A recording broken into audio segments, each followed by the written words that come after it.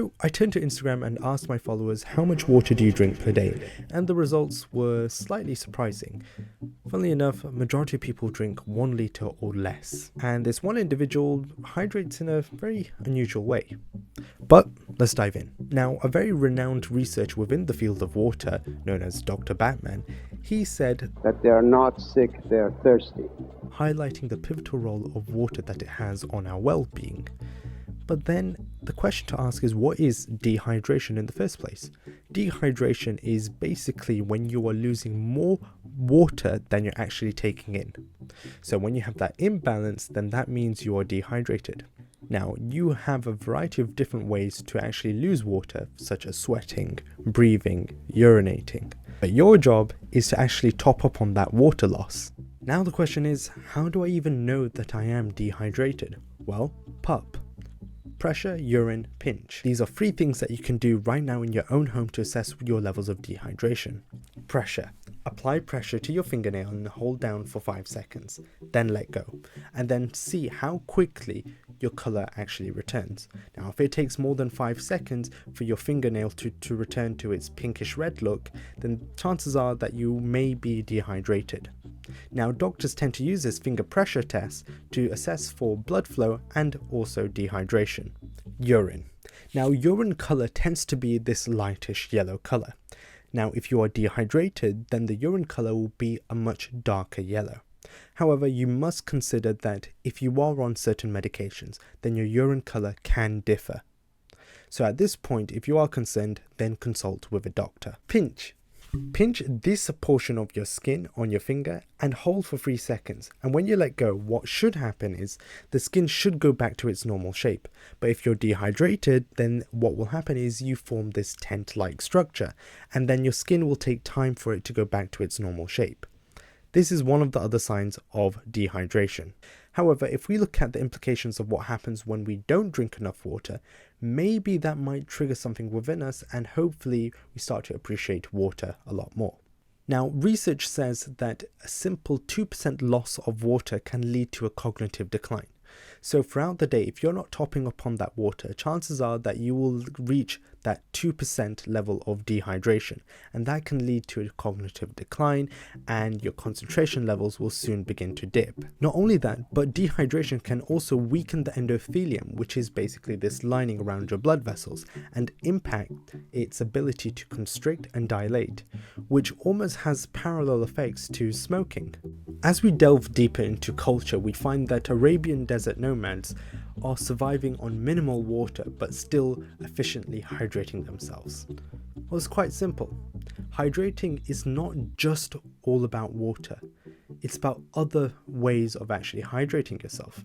They have a diet rich in electrolytes from camel milk and even goat butter, which helps to slow down the emptying of fluid within the stomach and prolong hydration. But it's not just about what they eat, it's also about what they wear. So in that scorching hot sun, they are wearing these long black robes. Both the color and the robe itself helps to create this micro humidifying environment within, which retains all of that water that they are releasing. Good news is that hydrating yourself doesn't just mean relying on drinking water. There are other ways out there. But it is important to note that 70% of your hydration should actually come from water fluid. So method 1 of hydrating yourself is actually to eat your water. Now you're probably thinking, am I talking about ice? No, because I don't like eating ice. But as you know, water can be found in 3 different phases: a solid, a liquid, and a gas. Liquid being the water that we tend to drink every day, solid being ice, and gas, water vapor. But that's not the complete story. There's actually a 4th phase, and that phase is known as gel water. This is that same water that is actually found in plants and fruits such as, plums and apples. It's 10% more viscous than water itself, so kind of like your egg white almost. But this 4th phase of water can only be seen at a molecular level. But what is it about this gel water?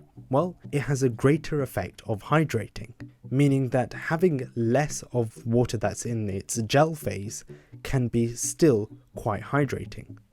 Now, let's take it back in time and go to a period where individuals would be living high up in the Himalayas and in the desert. What would those individuals do there when they have a lack of water? Well, if they had a lack of water, they would actually turn to their food and hydrate themselves. Now, studies of ancient pottery from the high Andes actually showed something quite astonishing. When they actually looked at the pottery itself, they found that majority of the hydration was actually being relied on stew. It wasn't just any stew, it was stew that had high amounts of gel water, the phase of water that has a higher degree of hydration. And it was loaded with gelatins from the actual grains itself during that cooking process. Now, according to the food scientist Harold McGee, he says the process of heating starch grains actually causes them to gelatinize, which enhances the water's hydrating power. So all it was that water was being changed at a molecular level, which allowed a higher degree of hydration. Like, how cool is that?